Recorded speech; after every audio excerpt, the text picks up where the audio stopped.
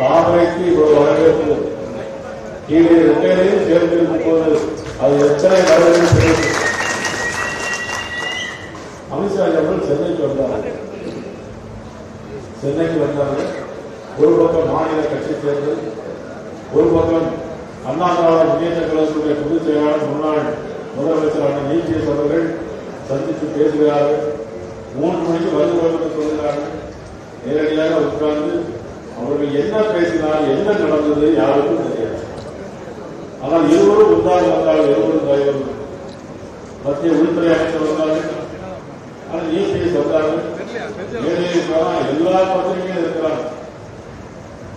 ஆனா எல்லா பத்திரிகைகளுக்கு என்ன பேச போறாங்க கேட்டவர்களுடைய தேசிய ஜனநாயக போட்டி அனைத்து அண்ணா திராவிட முன்னேற்ற கழகத்தோட கூட்டணி ஏற்படுத்துகிறது என்று சொன்ன உடனேயே நடைபெற்றுக் கொண்டிருக்கும் ஆட்சிக்கு அது கடைசி மணி அடிக்கிறது போல ஒரு எண்ணம் வந்திருக்கிறது. கார்த்தியாயன் அவர்கள் குறித்து பேசியது போல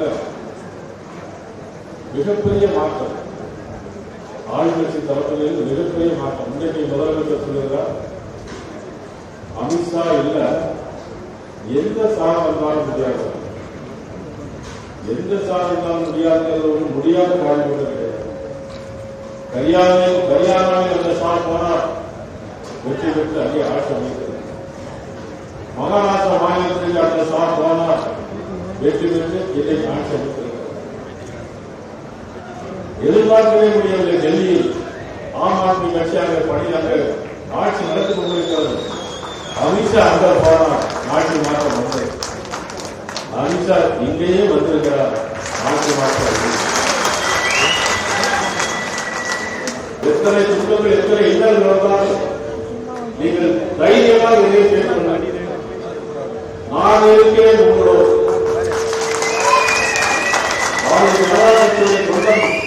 ஒரு காலையில் அடிபட்டால் அது என்னுடைய கண்ணிலே பட்ட அடிப்போட நான் உணர்வோடு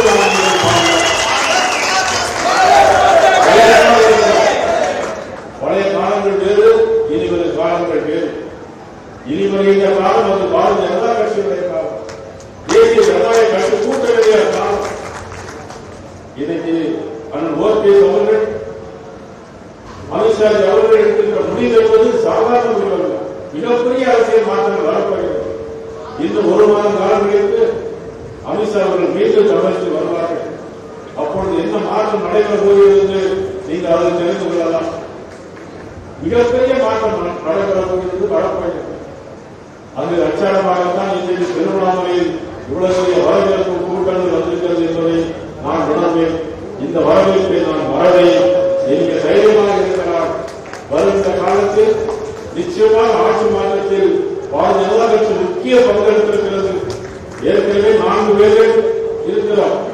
இனி எத்தனை பேர்கள் சொன்னால் அதிகப்படியான சட்டமன்ற உறுப்பினர்கள் அண்ணாவோட முன்னேற்ற கழகத்தோடு சேர்த்து அதிகப்படியான சட்டமன்ற உறுப்பினர்கள் சட்டமன்றத்தில் நுழைவார்கள். ஆட்சி மாற்றம் வரும். முதலமைச்சராக ஈர்க்கிறவர்கள் வருவார்கள் என்பதை இந்த நேரத்தில் நான் தெரிவித்துக் கொண்டு செய்திகளை உடனுக்குடன் தெரிந்து கொள்ள உடனே சப்ஸ்கிரைப் பண்ணுங்க.